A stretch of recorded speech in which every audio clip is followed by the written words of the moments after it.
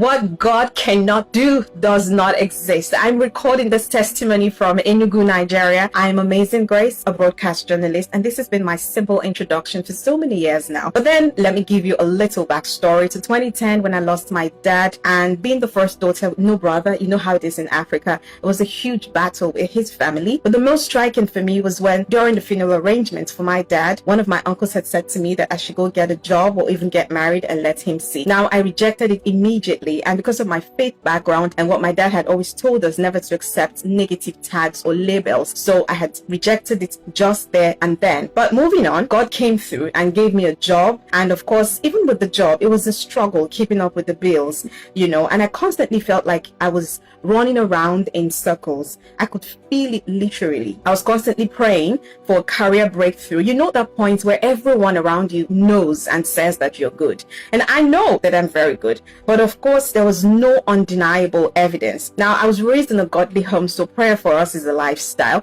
But when I joined the fire altar, my prayer life took an intentional turn. And gradually, before my very eyes, my career became more visible. And then miraculously last year, which was the first year of Elroy, God in his infinite mercies made it possible for me to become an international correspondent through a connection on the DSTV channel where I work. It was a huge breakthrough for me after years of stagnancy and even a mid-career disruption. I recall specifically at the 2024 crossover service, I was worshiping online, and while the prayers were on, I told God, I said, God, if you would see me in 2025, could you please put your word in Pastor Jerry's mouth and let 2025 be another year of Elroy? I kept saying, God, please see me. And suddenly, Pastor Jerry announced it. People of God, welcome to 2025. Streams of joy, NSPPDS, welcome to 2025. It is our year, our second year of Elroy, the God that sees me.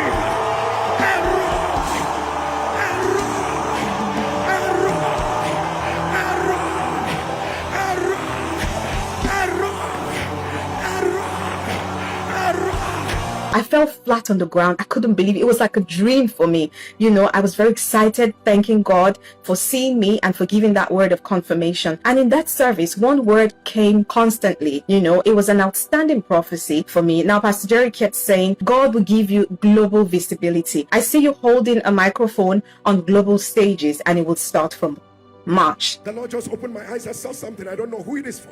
A microphone was taken from you and a bigger one was given to you. The Lord is about to amplify your voice in the marketplace. People will wonder, where are you coming from? But hear me specifically. God will begin a chain of work from January. But when you get to the first week of March, the world will hear what the Lord has done in your life. The season of struggle is over in your life. Now, it was a confirmation of what my daddy had always said to me, that he sees my gift taking me global. Unfortunately, he's not here to see it happen. But fast forward to this year, God made it possible again. I traveled to Moscow severally for more stories. I was very grateful for the opportunities. But as we would always say here on the altar, we may not see the wind, we may not see the rain, but our valley shall be filled with water. Now, on the 6th of November was my birthday, and I had told God that I wanted to feel him hug me and pat me on my back, like giving me something very special on my birthday as a gift. And the word on the altar that day was, my wine did not finish. Anywhere you go today, when they say good morning to you, you reply them, my wine did not.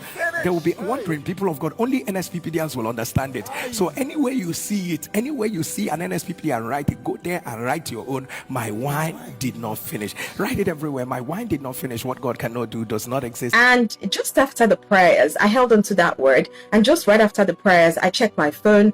And of course, I saw that I had received a message while the prayer was on. And it was my first good news message from my partners abroad. They had said that an international panel had gone through my documentaries and found my work very interesting, and that it will be their honor to award me as the International Expert of the Year 2025. It's a very huge award.